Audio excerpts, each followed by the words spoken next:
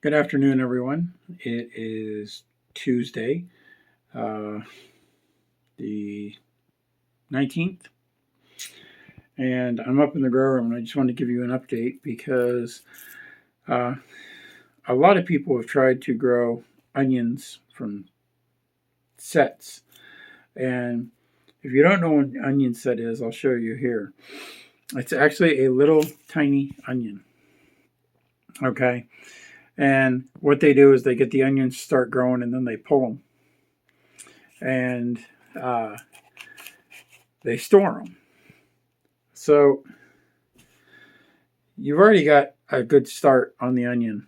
And a lot of times, stores, the ones you get from stores, they keep them outside this time of year, which is absolutely horrible to do. Onions, when they think they're biennial, when they think they have gone into a second year, they will start producing seed and not bulb up. So these are ones that have bulbed up, and let me show you what we got going here, and I'm going to show you the way to be so successful with these. All right. So right here, you can see these are sprouting already. I just planted these a week ago. We have 36 in this tray. We have 9 here. You can see some are doing better than others. We've had problems in the past because, like I said, they think they're cold, they don't get very big, they produce tops, and that's about it. But what we did this year that was different was we planted them in these trays 8 weeks before our last frost date.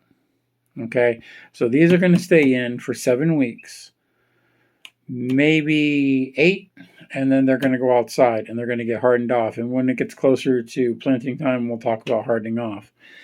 But you can see the roots already coming out. Okay, all we did is we put them in these little tiny cells.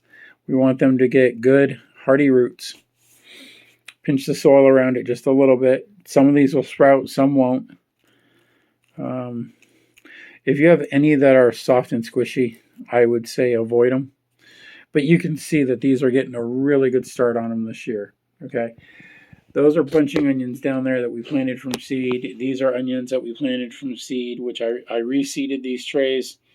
And you can see we're finally getting some onions in there. But these sets are doing really well. Okay.